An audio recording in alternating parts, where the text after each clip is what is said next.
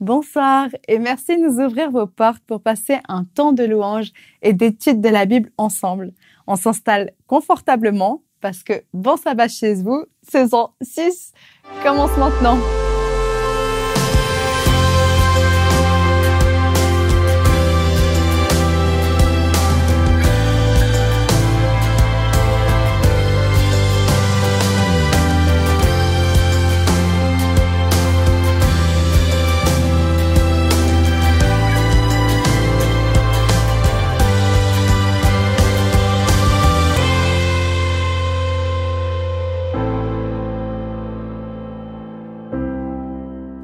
Ce soir, je commence par une question cash directe. Est-ce que vous croyez que Dieu vous aime? Mais vraiment, est-ce que vous vous rendez compte que depuis la création du monde, Dieu a pensé à vous, à nous? La Bible nous dit que Dieu a travaillé 6 jours, puis s'est reposé le samedi auprès de ses créatures et les a invités à conserver ce rituel de génération en génération. De génération en génération. Depuis la nuit des temps jusqu'à aujourd'hui et encore pour des générations à venir. Et nous voici en 2023 à profiter de ce qu'il a créé des millions d'années en arrière. En pensant à nous, non mais, il mérite bien quelques louanges, non? C'est parti.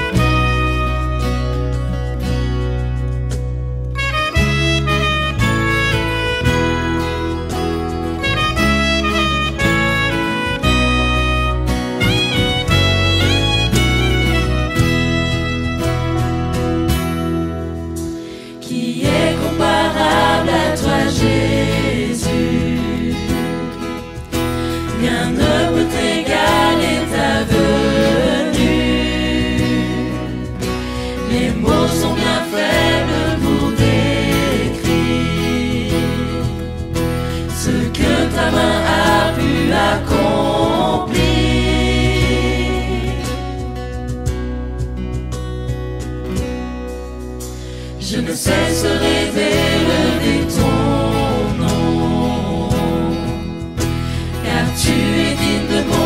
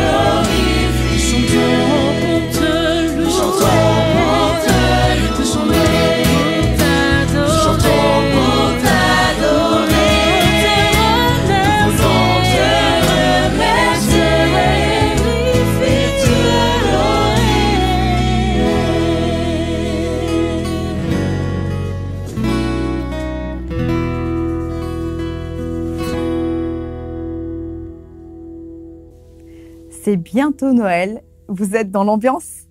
Vous savez où vous passerez le réveillon? Vous avez fait vos quelques achats? Ou vous êtes de la team dernière minute? Ça, c'est moi.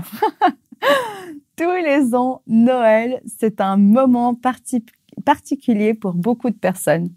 En plus, en Suisse, c'est la neige, les vrais sapins, les illuminations. Il y a tout pour être dans l'ambiance. Et pourtant, si on y pense, Noël, c'est un peu, voire carrément, l'anniversaire de Jésus, qui est né à Bethléem. Donc, pas du tout dans le froid ni la neige, puisque les hivers, ils sont très doux. Alors ce soir, on met le focus sur Bethléem, où tout a commencé pour Jésus sur la terre. Et pour cela, on va ouvrir un livre de la Bible qui n'est pas forcément très connu de tous. Il s'agit du livre de Michée au chapitre 5. Je laisse notre invité vous en parler, écoutons et apprenons. C'est un grand privilège et un plaisir pour moi de commencer ce sabbat en votre compagnie. Merci à Léo, à Eric et à toute l'équipe d'Espoir Média pour ce privilège. J'espère que vous avez passé une bonne semaine. Quand on voit la situation dans notre monde aujourd'hui, passer une bonne semaine, qui est une formule en fin de compte, mais c'est devenu un luxe que des millions de personnes n'ont pas ou non plus. Je suis né lorsque la Deuxième Guerre mondiale venait de se terminer. Dans la famille de mon père, celle de ma mère, tous étaient à divers niveaux engagés dans la lutte contre le nazisme. La sœur et les frères de maman comme soldats combattant aux côtés des Alliés.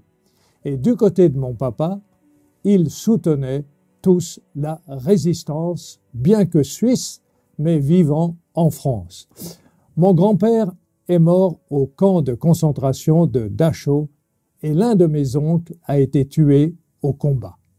Je rappelle cela pour dire que j'ai grandi avec les souvenirs de la guerre et de ses atrocités, mais aussi avec la conviction que le mal ou les forces du mal étaient vaincues et la liberté retrouvée.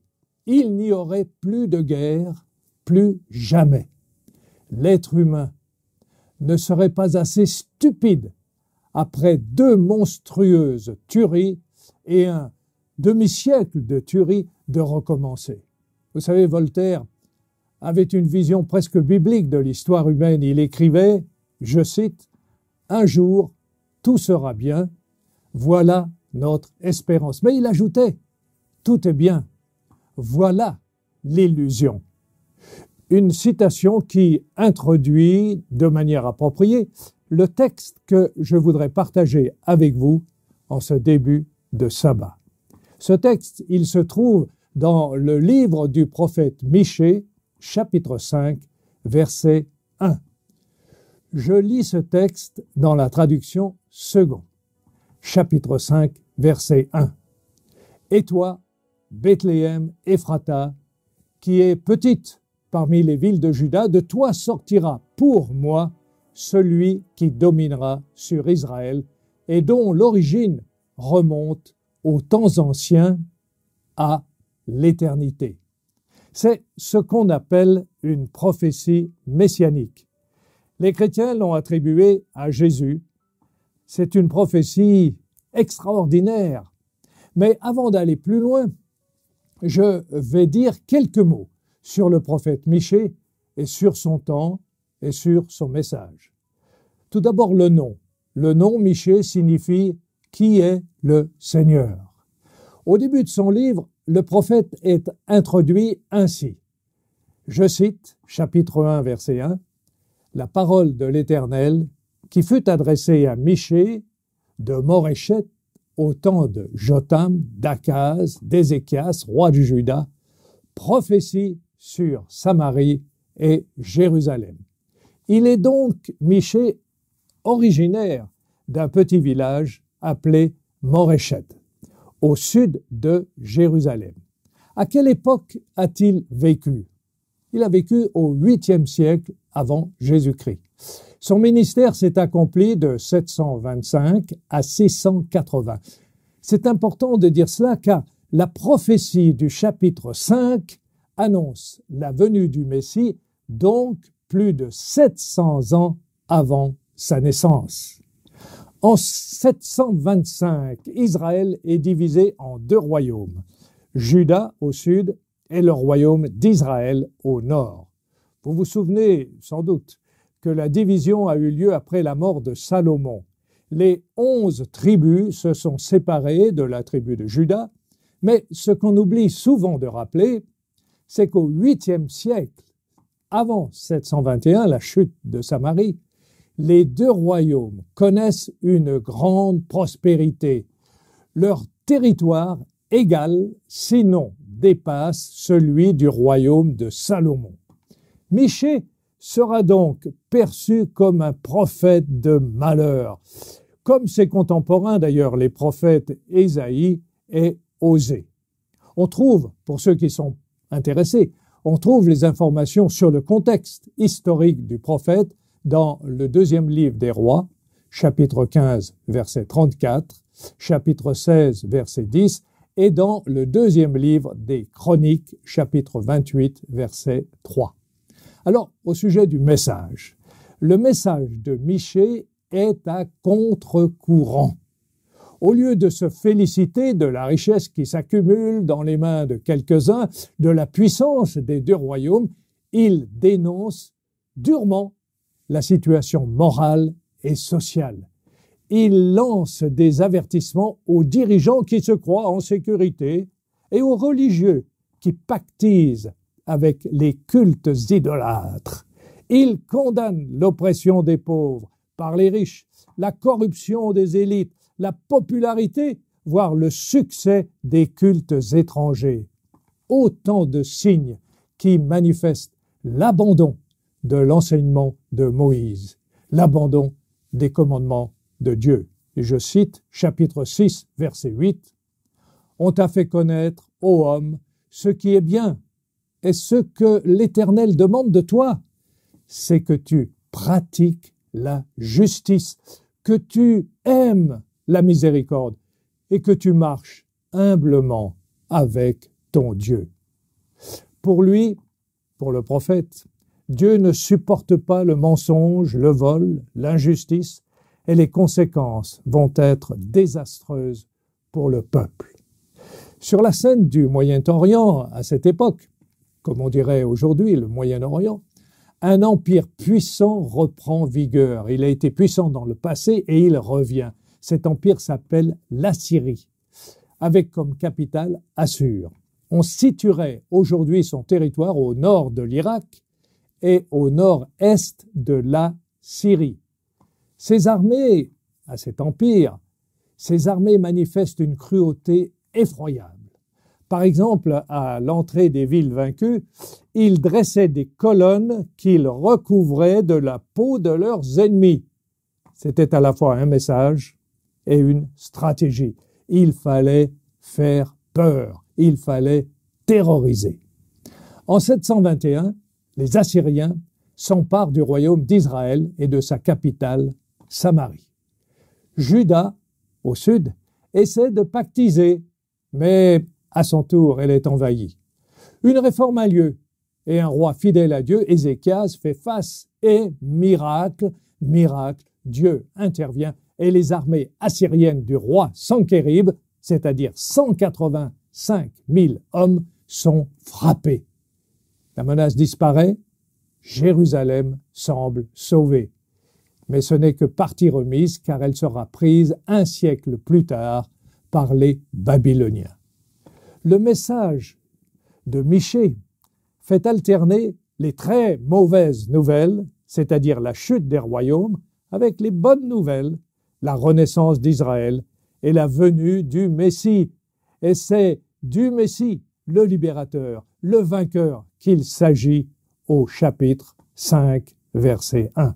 Je cite, « Et toi, Bethléem Ephrata, qui est petite parmi les villes de Juda, de toi sortira pour moi celui qui dominera sur Israël et dont l'origine remonte aux temps anciens à l'éternité. » Cette prophétie, nous la connaissons bien car elle est citée dans les évangiles, en particulier dans celui de Matthieu, chapitre 2, verset 5. Les mages venus d'Orient, vous vous souvenez du texte, les mages donc venus d'Orient demandent à Hérode où le roi des Juifs est né, celui qui a été prophétisé. Hérode est bouleversé, évidemment, il n'a pas intérêt à avoir un nouveau roi. Et il consulte les théologiens. Je cite verset 5. Les théologiens lui répondent à Bethléem en Judée. Car voici ce qui est écrit par le prophète. Et toi, Bethléem, terre de Juda, tu n'es certes pas le dernier parmi les chefs-lieux de Juda, car de toi sortira un chef qui sera le berger de mon peuple, Israël. Mais à l'époque, il y avait 3 Bethléem. Et pour éviter la confusion, Michée ajoute Ephrata, Bethléem, Ephrata. Ephrata, c'est l'ancien nom de la ville de David. C'est aussi la ville où Benjamin est né et où sa mère, Rachel, est morte et a été enterrée. Ce sont des informations importantes qui associent le futur Messie à une ville petite, mais clairement mentionnée. Vous savez, on dit parfois que les prophéties sont vagues et laissent la place à de multiples interprétations. Celle-ci est précise. Un Messie viendra sauver son peuple et il viendra de Bethléem. Alors la description du Messie que fait Michée correspond à un nouveau David, un chef de guerre. Il est victorieux, c'est, je cite, celui qui dominera sur Israël. On savait déjà qu'il venait de Bethléem. On attendait une précision au sujet de sa famille, de ses ancêtres, mais le prophète change de registre. Il quitte Bethléem et la terre pour décrire le Messie comme un personnage surnaturel. Il est plus qu'un homme, le Messie. En effet, le prophète ajoute « et dont l'origine remonte aux temps anciens » ou loin dans le passé, selon certaines versions. Et il ajoute « à l'éternité », aux temps anciens, à l'éternité. Le Messie qui va vraiment et définitivement sauver Israël de ses ennemis est surnaturel. À Jérusalem, la foule qui entend l'appel de Jésus se pose des questions. Est-ce qu'il est un prophète? Qui est-il? Certains disent c'est un prophète, oui, et d'autres disent non, c'est plus qu'un prophète, c'est le Messie. Alors on discute, et je cite Évangile de Jean, chapitre 7, verset 42. L'Écriture ne dit-elle pas que c'est de la postérité de David? Et là, on cite le prophète Jérémie, chapitre 23, verset 5. En effet, Jérémie écrit « Voici les jours viennent où je susciterai à David un germe juste, il régnera en roi et prospérera, il pratiquera la justice et l'équité dans le pays. » On connaissait donc, à l'époque de Jésus, la ville d'origine du Messie et sa ligne familiale terrestre, mais on avait mis de côté son origine céleste, pour ne pas dire divine, un aspect sans doute à l'époque trop lourd à porter, trop difficile à assimiler quand on croit au Dieu unique. Ésaïe, l'autre prophète, va apporter un élément de plus dans la connaissance du Messie. Le Messie, c'est aussi pour lui un berger. Il n'est pas seulement un puissant chef de guerre, mais il est un chef aimant qui prend soin des plus faibles, qui défend la veuve et l'orphelin. Ésaïe chapitre 40, verset 11, je cite, « Comme un berger, il paîtra son troupeau, il prendra les agneaux dans ses bras et les portera dans son sein, il conduira les brebis qui allaitent. » Et puis, ce berger va souffrir, il va être rejeté de tous. Donc oui, c'est un guerrier, le Messie. C'est un guerrier vainqueur, mais d'un combat qui nous dépasse, un combat cosmique. Cela nous rappelle les mots de Jésus à Pilate. « Si mon royaume était de ce monde, mes gens combattraient pour moi. Pour nous, chrétiens, le Messie annoncé par les prophètes est bien Jésus le Christ. Il est né à Bethléem, comme annoncé, plusieurs siècles avant sa venue. Mais vous me direz qu'il y a eu aussi d'autres Messies, des soi-disant Messies. Et comme le prétendaient les Romains et les adversaires des premiers chrétiens, il y en a eu d'autres de Messies. Oui, mais le Messie des prophètes aura, toujours selon les prophéties, un rayonnement mondial, quasiment universel, et il attirera les peuples à Jérusalem. Si vous allez maintenant à Jérusalem à Pâques, vous verrez des milliers et des milliers de croyants en Jésus, qui viennent du monde entier visiter les lieux saints. Alors ma question, y a-t-il eu un autre personnage dans l'histoire venant de Bethléem, de la famille de David, donc juif, qui attira ou qui attire autant de monde que Jésus à Jérusalem? Si oui, lequel? Et sinon, pourquoi? Bien sûr, on me dira que le prophète de l'islam, que Bouddha et les autres fondateurs de religion attirent des multitudes et des multitudes. C'est vrai. Mais ils ne prétendent pas être le Messie, ni le Fils de Dieu. Même pour le non-chrétien ou le non-croyant, il y a là un mystère.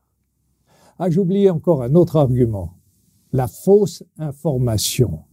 Soyons plus clairs et appelons cela le mensonge volontaire. Certains commentateurs ne remettent pas en cause que la prophétie sur le Messie a été écrite plusieurs siècles avant la venue du Christ. Ils pensent par contre que les auteurs des évangiles, et en particulier celui de Matthieu, l'ont ajouté au récit pour prouver que Jésus est bien le Messie. Cet argument, il est fréquent lorsqu'il s'agit de dater les textes bibliques. Le résultat est, bien sûr, sans qu'il soit avoué, est de nier l'aspect prophétique et du même coup l'inspiration de la Bible et sa crédibilité. On a l'impression parfois que le point de départ de ce raisonnement, le point de départ de la critique est « la prophétie n'existe pas ». Par conséquent, la date de l'écrit doit être postérieure à l'événement. Par exemple, Jésus n'a pas pu prophétiser la chute de Jérusalem en 70, en 70 de notre ère, donc la date du récit est aux alentours de l'année 80. Le problème majeur de cette approche, pour moi, est d'ordre éthique. J'ai du mal à croire que les auteurs des évangiles volontairement mentent pour construire une histoire qui justifierait la messianité et la divinité de Jésus. Comment imaginer qu'un Messie qui dénonce le mensonge, qui dénonce l'hypocrisie et toutes les formes du mal serait ainsi trahi par ses plus proches disciples? Comment supposer que ces disciples, qui l'ont entendu dire que l'ennemi, Satan, et je cite Évangile de Jean, chapitre 8, verset 44, lorsqu'il profère le mensonge, il parlait de Satan, eh bien, il parle de son propre fond, car il est menteur et le père du mensonge. Il a livré et il s'est livré lui-même au mensonge. Et Jean écrit dans son évangile à la fin du 1er siècle. Il écrit cela à la fin du 1er siècle. Donc il serait lui aussi un menteur, un disciple du père du mensonge, en confirmant les mensonges de Matthieu et de Luc. Non, ça, vous savez, je n'y crois pas. La prophétie de Michée a été lue et entendue plusieurs siècles avant la venue du Messie. À ceux qui ont vécu les invasions, les sièges, les persécutions, mais aussi la misère, la maladie, la famine, pour eux et pour eux spécialement. Elle a été une source d'espérance et d'encouragement. lorsque tout semble perdu. Mais cette idée, le Messie va venir. Et je pense aujourd'hui aux opprimés, aux esclaves, à ceux qui n'ont pas de travail, aux victimes de toutes les formes d'injustice et à ceux qui aspirent à un monde meilleur. La prophétie de Michée affirme que le Messie annoncé est bienvenu. Et le Messie lui-même, Jésus, nous dit qu'il reviendra. Gardez l'espérance, la délivrance est proche. Et en disant ces mots, je me souviens d'une enquête que j'avais faite auprès d'anciens résistants de la Deuxième Guerre mondiale. Avec l'un d'eux, avec qui nous avions passé pas mal de temps et sympathisé, j'ai partagé ma foi au retour du Christ. Et je n'oublierai jamais ces mots. Si comme vous le dites, et là je le cite, si comme vous le dites, Jésus doit revenir, alors qu'il revienne vite. En vivant ce nouveau sabbat, nous allons nous libérer de l'avalanche des bruits du monde, sans pour autant oublier de prier pour ceux qui souffrent et bien sûr pour la paix. Je vous invite à vous souvenir que Dieu ne nous a pas oubliés. Il ne nous oubliera jamais. Son œuvre de libération a commencé depuis longtemps. Le libérateur annoncé est né à Bethléem, comme prophétisé par Michée. Il a été le berger, il est mort, il a vaincu la mort et il reviendra triomphant sur les nuées. C'est cela la bonne nouvelle.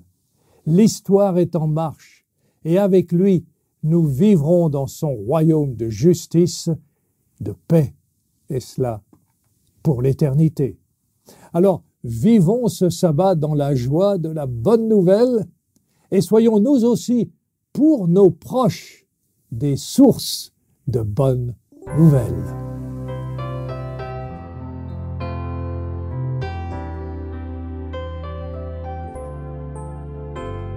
Quand la vie est dure et quand tu te dis j'abandonne, quand tu portes toutes ces blessures sans rien dire à personne, même si je ne sais pas tout ce que tu vis, même si c'est une montagne de défis, il y a quelque chose que j'aimerais te dire aujourd'hui. Si pour toi c'est important, pour lui ça l'est tout autant. Jésus veut te donner du repos, t'apaiser, partager tes fardeaux. Dans les heures de bonheur, comme au jour du malheur, si tu as des questions dans ton cœur, si pour toi c'est important,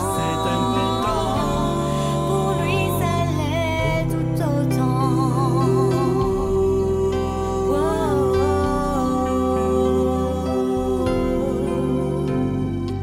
Ami, crois-tu que le Créateur de la vie est trop occupé pour se soucier de tes peines, tes ennuis? Il suit l'oiseau dans le ciel orageux, il entend les pleurs, même les plus silencieux. Oh, si tu savais, comme tu es précieux à ses yeux, si pour toi c'est important, pour lui ça l'est tout autant. Jésus veut te donner du repos, t'apaiser, partager tes fardeaux. Dans les heures de bonheur, comme au jour du malheur, si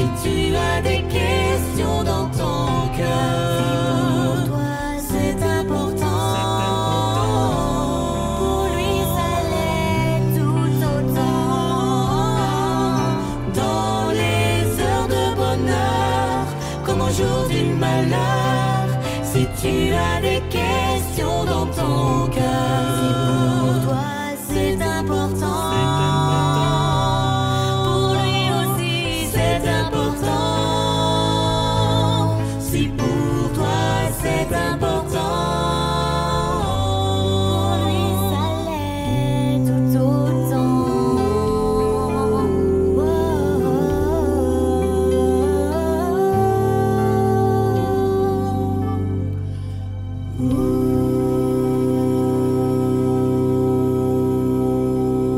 Et maintenant, je voudrais vous inviter à prier.